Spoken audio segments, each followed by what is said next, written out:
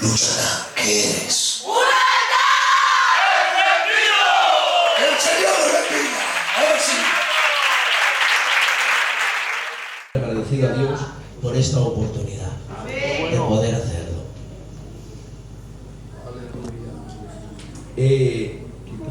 Es una palabrita sencilla, pero que ya saben, ya me conocen, me he subido sin dolor. Pero ya le he dicho a mi primo Edu, que me dio una enseña en media hora, que lo tengo que solucionar todo. Tengo mucho que decir, mucho que comprimir. Si no dices amén, da igual. Pero sí que quiero que prestes atención a la palabra de Dios. A este siervo torpe e inútil, decía en la emisora de radio hace unos días que ser inútil es tener un nivel alto. Dice la Sagrada Escritura: por cuanto obedecí, siervo inútil soy. Hay gente que no es ni inútil porque ni obedece. O sea, que llega a este término, santo es Dios. Así que yo no estoy aquí para decirte 4 frases profundas, que las voy a decir. Tampoco he venido para entretenerte, que no, pero escucha con atención la palabra del Señor. Amén. Creo que es un momento especial, queridos hermanos, de poner atención a la palabra de Dios. Voy a empezar así, este tema, aunque luego lo complicaremos. Voy a partir del Salmo 103, pero voy a empezar así. Yo muchas veces, mis queridos hermanos, hablo conmigo mismo. Y creo que a lo mejor estamos locos, porque yo muchas veces, pastor, voy por la calle y voy, mira lo que digo, porque esto, no sé, lo que ha pasado y esto, muchas veces voy así por la calle. Dios mío de mi vida. Y hablo conmigo mismo, y a veces me creo que estoy loco por hablar conmigo. Pero te voy a decir una cosa: hablo conmigo mismo, pero no hablo de nadie, hablo de mí mismo. He aprendido, pastor, que con lo que me pasa a mí, a mi casa, tengo suficiente para meterme en las casas de los demás.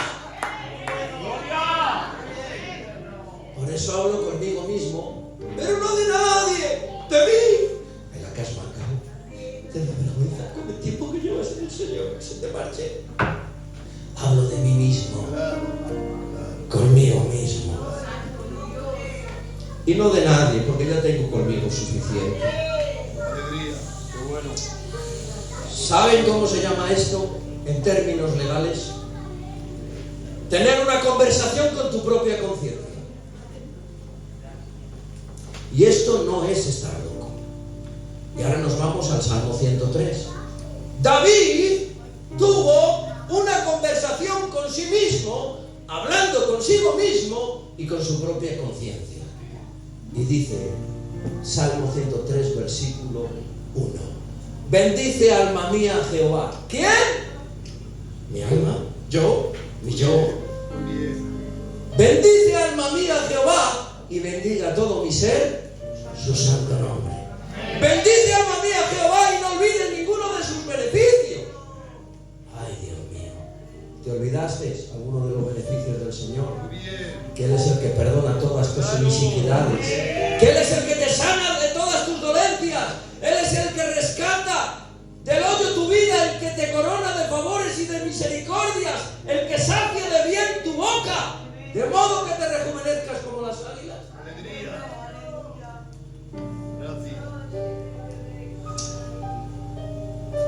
Y bendiga todo mi ser. Quédate con esta palabra. Ser. Quédate con esta 3 letras. Ser. Y bendiga todo mi ser, su santo nombre. El ser de la persona. Cuerpo, y ya entramos en materia, a complicar las cosas. Cuerpo, alma y espíritu. Para conocer cosas de Dios, a veces hay que estudiar cosas del hombre. Hágame caso, porque somos creación de Dios. Cuerpo, sentidos, fisiología, morfología y anatomía. alma, voluntad, mente, emociones y sentimientos.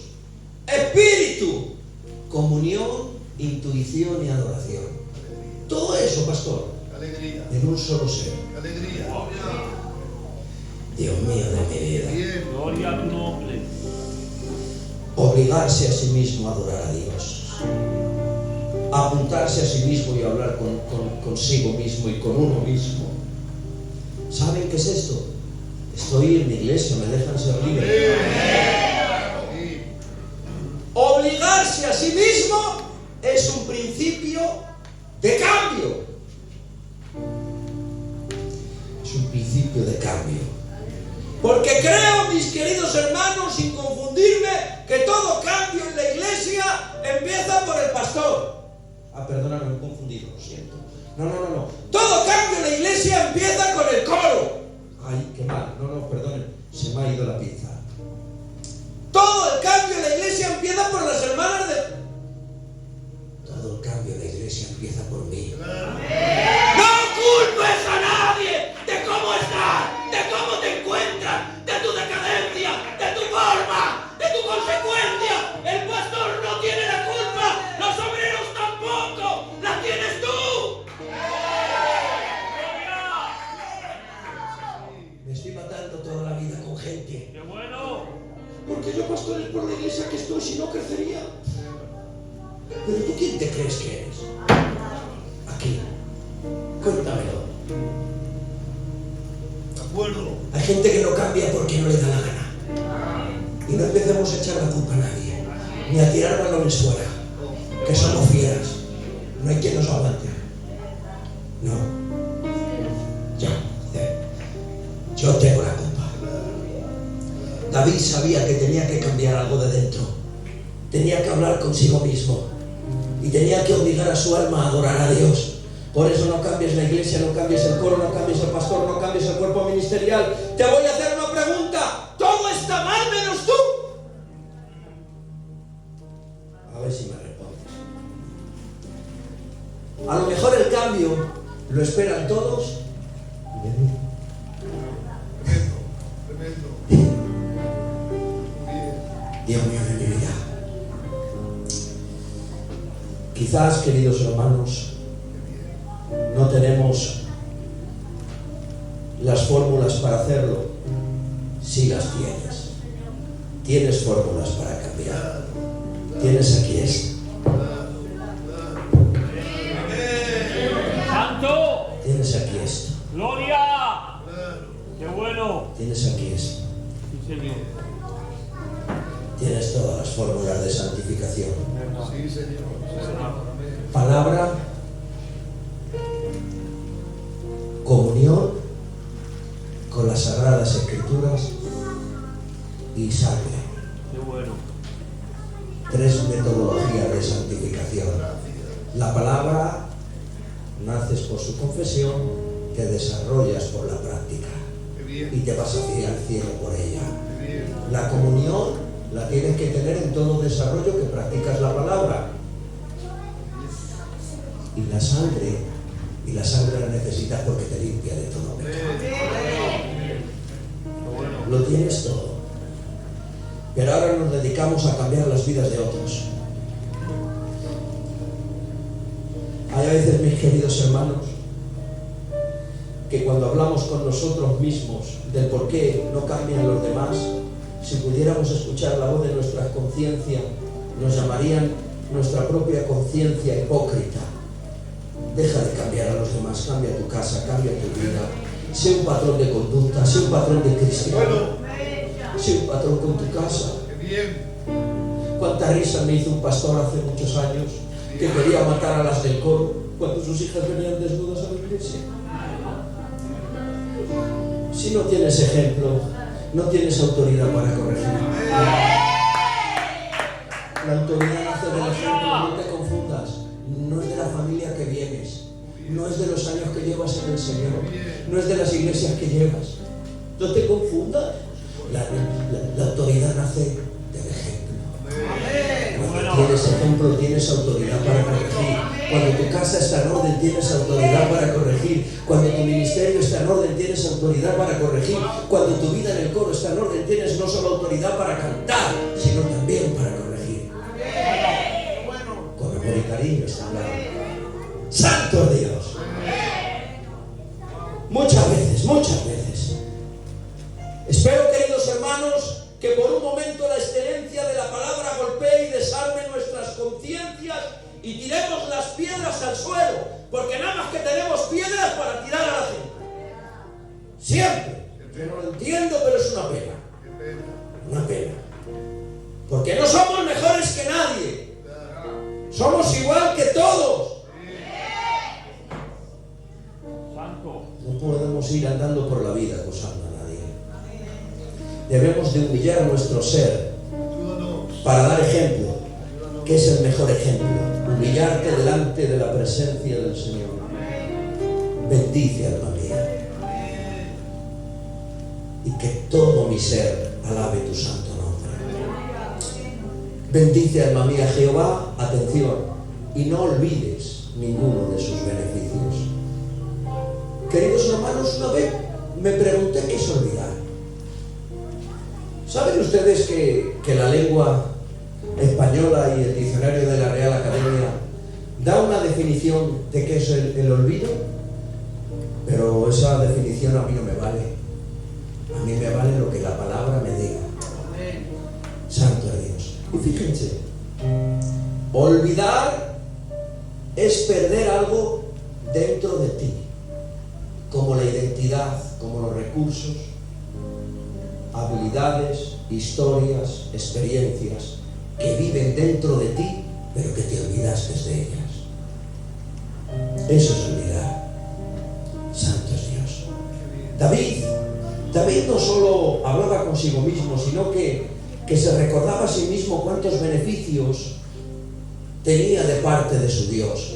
Y él recordaba, número 1, a vivir en gratitud todos los días de su vida, porque él entendía muchas cosas que el Señor hacía en su vida. Por eso él quería vivir en gratitud. Él no se quería olvidar de nada. ¿Me dejan darle en esta hora una estadística real? Sí. Dice la estadística: da de comer a un perro 3 días. Aleluya. Da de comer a un perro 3 días y en 3 años no te olvidará. Eso dice la estadística. Da de comer a una persona 3 años y en 3 días te olvidará. Hasta los perros tienen más memoria que nosotros. Un simple pez, con toda la comprensión que tenía Jonás. ¿Cuánta memoria tiene un pez? ¿No han oído el dicho? ¡Ay! Tienes menos memoria que un pez. Claro, es que un pez tiene 3 segundos de memoria. Pero una persona, ¿cuántos segundos tiene de memoria? No obedeció Jonás, y un simple pez, con 3 segundos de memoria, le dijo el Señor: ve y te lo tragas y le devuelves donde yo te diga. Y obedeció. ¿Se dan de cuenta, mis queridos hermanos? Qué bueno. ¿Cuánto nos olvidamos de lo que Dios hace por nosotros? David aprendió a vivir en gratitud, pero también aprendió a vivir en dependencia de Dios todos los días de su vida. David dependía de Dios, y él entendía que Él es el único que puede perdonar, saciar, sanar y rescatar. No dependas de ti, no dependas de nadie, depende de Él. Hay una obra donde David entiende que necesitaba mucho al Señor, que es el versículo 4, que es donde nos vamos a centrar el mensaje. Él es el que rescata del hoyo tu vida y te corona de favores y de misericordias. Atención, David entendía esto. ¿Qué es lo que entendía? Mira lo que entendía David, y te lo voy a explicar yo ahora. A los hombres se le da más fama por sus éxitos que por sus fracasos. ¿Sí o no? Pero les voy a decir algo. ¿Saben cuál es la experiencia del éxito? Fracaso. Nadie puede tener éxito si jamás tuvo un fracaso en su vida. Nadie puede aprender a andar si jamás se cayó y se partió los morros y las rodillas. Hay una experiencia que te catapulta y es el fracaso. Por eso la experiencia más cercana al éxito es el fracaso. Y solamente te voy a decir una cosa: fluyen los éxitos con las caídas y con los fracasos, con las derrotas. Y la Escritura no solo, queridos hermanos, nos enseña a no caer simplemente, sino también a levantarnos en medio del fracaso, en medio de la decadencia, en medio de la pereza, en medio de la baja autoestima, en medio de la depresión, en medio de la ansiedad. ¿Saben ustedes? La ansiedad es la enfermedad de los cobardes. Tengo miedo. ¿A qué? Si todo lo puedes en Cristo, porque Él te fortalece. La ansiedad es traer tu futuro al presente. Déjale el futuro. Ya vendrá. Vívelo hoy. La palabra del Señor nos enseña a estar por encima de todas esas cosas.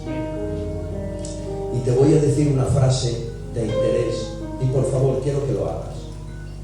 Jamás se te pase por la cabeza criticar la caída del fracaso de una persona en este momento, porque quizás sea la experiencia que el mañana el Señor va a utilizar para levantar en éxito a esa persona. Dios mío de mi vida. Y ahora sí, la vamos a preparar. Ahora sí. ¿De qué estás hablando, pastor Eugenio? De la gloria de los caídos. Hágame caso. Vamos a volver al Salmo 103, verso 4. El que rescata del hoyo tu vida y el que te corona de favores y de misericordias. Si yo traduzco favor y misericordia, lo puedo traducir con esta palabra: una nueva oportunidad. ¿Acaso habrá rescate o oportunidades para los que caen en el hoyo del fracaso, pastor? El hoyo del fracaso es muy grande. El hoyo de la decadencia es muy grande. Y el problema es que uno no cae ya, ni de la noche a la mañana. Y es muy grande para que uno se crea algo. ¿Me entienden? Por eso tendremos que dar oportunidad, porque escucha bien. Tendrá oportunidad el compositor del Salmo que codició, adulteró y asesinó. Tendrá oportunidad Elías, que sucumbió ante la persecución y pidió la muerte. Tendrá la oportunidad Jeremías el llorón, que quería dejar el ministerio. O quizás tendrá oportunidad el desobediente Jonás, que no cumplió con la palabra de Dios. O le daremos una oportunidad al cobarde de Pedro, que negó al Señor. O le podemos dar una oportunidad al sanguinario, asesino y perseguidor de la iglesia como Saulo de Tarso. No lo sé, pero te voy a decir algo. Dios lo hizo. Dios lo hizo. Gloria. Él lo hizo. Ay, Dios mío. ¿Te puedo hacer una pregunta retórica? ¿Acaso crees que tu posición de justificación delante de Dios cambia por un pecado?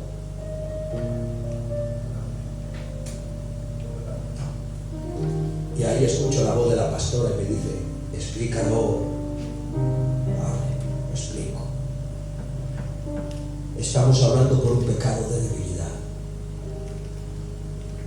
¿Qué margen tengo como cristiano, pastor? Pecar, sí, pero por debilidad, jamás por rebeldía.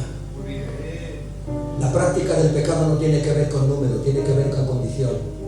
he pecado 100 veces, ya estoy practicando. ¡No! Muy bien. Un solo pecado te lleva al infierno. Muy bien. No perdones, ya verás. Muy bien. Ten aquí odio, ya verás. Si solo es uno, te condenas. Suficiente. Claro. Simplemente un pecado de debilidad jamás cambiará tu justificación delante de Dios. Porque somos débiles, hermanos. Dice un coro, no somos súper espirituales. El hoyo es muy grande. Pero muchas veces malinterpretamos las cosas, mis queridos hermanos. Hay gente, aunque me meta por aquí 2 minutos, mis queridos hermanos, hay gente que se pone a reprender el pecado, como que el pecado fuera un demonio o un espíritu. ¡Reprendo el pecado! Muy bien, hermano, ni más bien. El pecado es una actitud de la carne. El pecado no es ningún demonio. Cuando pecas, no tienes que ir donde el pastor a que ore por ti. Tienes que ir a la cruz a ponerte de rodillas. ¿Entiendes esto? Es lo que tienes que hacer. Qué bien. Pero el problema de todo esto, pastor, es que la gente pide perdón reprogramado, pide perdón con expensas de luego volver a pecar. Eso también. Sí. Te doy mi palabra de pastor, que jamás disciplinaré a una persona que me entere yo que ha cometido algo con expensas a después de que cumpla la disciplina volver a hacerlo. No merece la pena disciplinar a tal persona. A esa persona hay que tratarla. Muy bien. La tiene que tratar el Muy pastor. bien. Porque uno no puede andar de esa manera, mis queridos hermanos. Claro. El pecado, mira, te voy a hacer la multiplicación, no te lo tatúes que es pecado, pero grábatelo en la mente. La santidad engendra santidad. El pecado engendra pecado. Una mentira no la puedes tapar con una verdad. Para tapar esa mentira tienes que decir otra mentira más gorda. Y después otra más gorda. Y después otra más gorda. Y luego tienes que echar una más grande que esta iglesia. ¿Por qué? Porque la mentira engendra mentira. El pecado engendra pecado. Pero la santidad. Muy bien. Contra más buscas, más quieres. Contra más lees, más quieres. ¿Verdad? Amén. Contra más adoras, más quieres. Amén. Engendra. Muy bien. Porque el que siembra para la carne, pero siembra en el espíritu. Engendra para el espíritu. Y ahora voy a romper una lanza a favor de los que caen. Una lanza, porque mientras nosotros, mis queridos hermanos, colgamos carteles de inservible y fracasado a los demás, a todos los que caen, Dios se dedica a poner coronas de favor y de misericordia. Yo te lo voy a decir despacito, porque yo no estoy aquí para hacer teatro. No, te lo tengo que decir así de despacito. Y te voy a decir una frase que me duele en el corazón decírtela. Jamás el fracaso de mi hermano será la victoria de nadie. No te alegres de la caída de nadie, porque somos del mismo ejército. A los caídos y a los heridos se les recupera y se les sana. Si la grandeza en la batalla es ganarla y derrotar al enemigo, mayor grandeza es que te eches a tu hermano aquí y te le lleves para casa. Santo. ¿De qué estás hablando, Pastor Eugenio? ¿De qué estás hablando? Menos martillo de juez y más vendas de samaritano.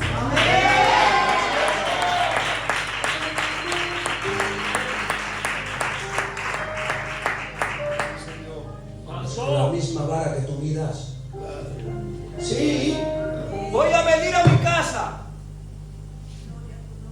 Voy a medir la casa de los demás. Voy a medir el ministerio del otro. Pero voy a medir el ministerio del otro que no me toca nada. Porque en aquel tiempo cada uno tenía su propia vara de medida. Pero el Señor nos dice que con la misma vara que tú midas, serás medido. Dios tiene varas de medida para todo. Ya llames como te llames y seas quien seas, procedas de donde procedas y vengas de la familia de quien vengas. Si quieres medir a alguien, esta es la ética, conducta, mente personal para medir las cosas. Bien. No lo midas por otra cosa. Gloria. ¡Santo es Dios! Pero qué poco nos parecemos al Maestro. Qué poco, Dios mío. Qué poco, Dios mío. Porque Dios sabe tratar con los caídos, hermanicos. Nosotros muchas veces no. Los rescata, los recupera y los corona. Y los anima después. ¡Venga! Y cuando están bien, los corrige y los exhorta. Nosotros no. ¿Te has caído? ¡Mira la camanta, mira lo que has hecho! ¡Anda por ahí! Desde el suelo. No hacemos así. Te confundas. Hacemos esto. Nos acercamos como representantes, pero no nos acercamos lo suficiente a ver si está muerto. Lo dejamos ahí. El golpe del samaritano no fue en su cuerpo. El mayor golpe de la parábola del samaritano fue en su conciencia. Cuando los que representaban la religión, la ley y a Dios se acercaron, pero no lo suficiente para averiguar cómo estaban y pasaron de largo. El mayor golpe que te pueden dar es en la conciencia, porque un golpe en la carne sangras, te cosen o te curas y se acabó, pero un golpe en la conciencia se cura muy mal. Muy mal. Muy mal. Por eso, mis queridos hermanos, nosotros a los caídos desde el suelo. ¡Ah, no te está mal! No, mira, es que es normal, no, que no, hombre, que no, tienes que hacer eso, hombre. Los corregimos, los exhortamos y luego ya para que se queden tranquilos les decimos: ánimo, hermano, Dios te ama, muere.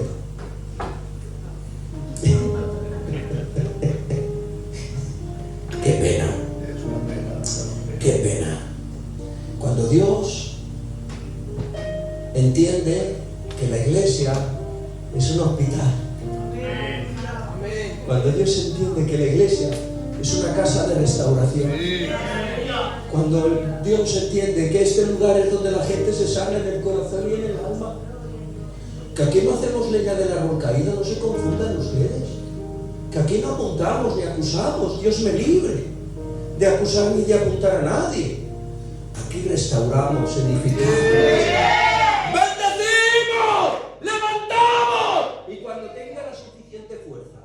De ser corregido y ponerlo firme, entonces viene el pastor y los siervos. Ven para acá, machote, que ya estás sobre tus pies, ya no estás tumbado. Esto. Nosotros somos al revés. Golpeamos, corregimos en el suelo y luego les damos la emoción. Que pase lo que pase. Vamos a parecernos al Señor un poquito. Parece que un poquito, aunque solo sea un poquito, hombre. Anima, levanta. Pero es que no sé si se está entendiendo, hermanos. Que ustedes tienen una mano con la que Dios levanta.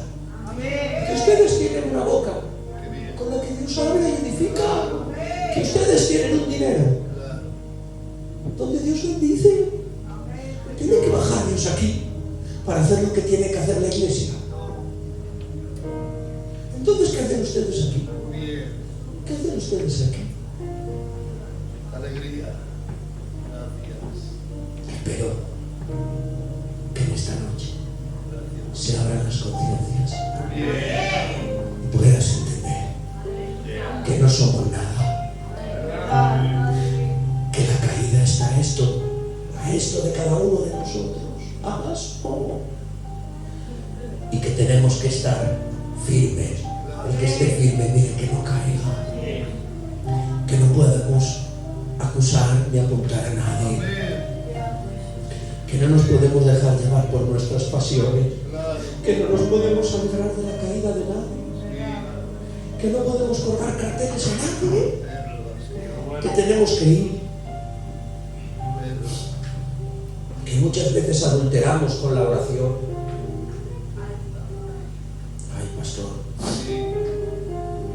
adulteramos. Se puede adulterar. La palabra adulterio, adulterar quiere decir mezclar una cosa que era pura con otro material o con otra procedencia. En el matrimonio, el adulterio es meter a otra persona. En un bote de pintura, adulterar la pintura es echar otra pintura. En un buen vino, adulterar el vino es echar gaseosa. Es mezclar algo que venía de serie perfecto. Yo a veces adultero con la oración. Ay, la palabra nos enseña deberes cristianos. Y hay a veces, no se lo digan a nadie, que no debemos de estar orando. Vamos a orar por los enfermos, vamos a orar, que está bien. Pero mejor es que vayas a un hospital. Esta Biblia, no se pueden creer cuántos hospitales ha visitado, por cuántas plantas ha estado y por cuántos lugares. No se lo imaginan, ni les puede entrar por la imaginación en qué lugares me he encontrado de los hospitales con esta Biblia, en cuántas UCIs, en cuántos lugares. Adulterar con la oración es que cuando tengas que cumplir con tu deber como cristiano es estar orando. No estás restando eficacia a la oración. Primero se ora, pero después se visita. Porque la oración tiene que tener práctica.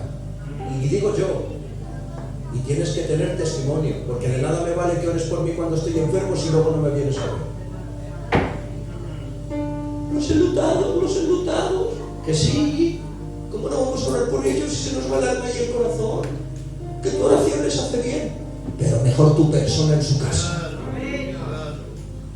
Claro. Y es que es así. Por eso no debemos de dejar de orar, pero sin bajar la guardia. Que hay mucha gente necesitada, hay mucha gente caída en el hoyo que no lo dicen. Hay mucha gente que necesitan ser levantados y vivir de cualquier manera. Hay mucha gente que necesita un ánimo. Y les vemos ahí, les dejamos. Así no se puede, hermanos. Así no se puede. No se puede. Debemos levantar a los caídos, fortalecer a los debilitados,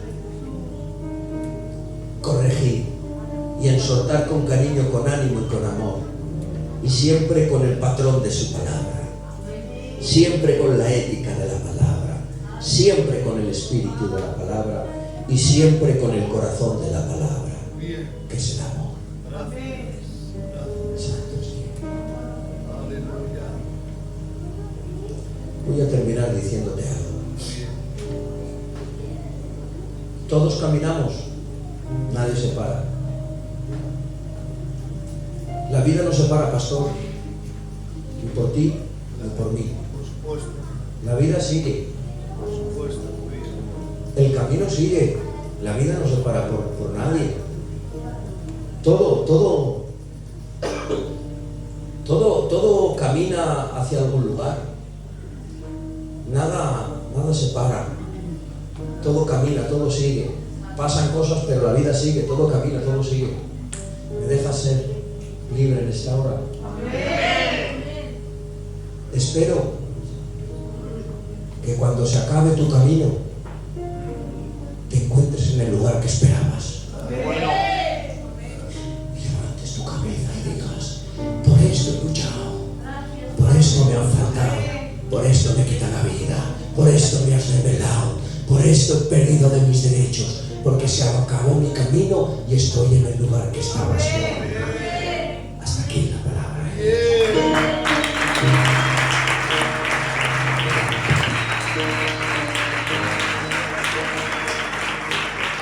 ¡Aleluya! ¡Santo!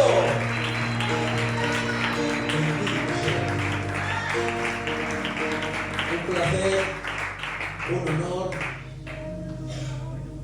que ustedes me hayan prestado atención. Y otro día vendré para predicar la segunda parte. Porque no lo hemos terminado, pero bueno, tiempo y ocasión. Paz y bien para todos y que el Señor me los bendiga. Luchará, ¿qué eres?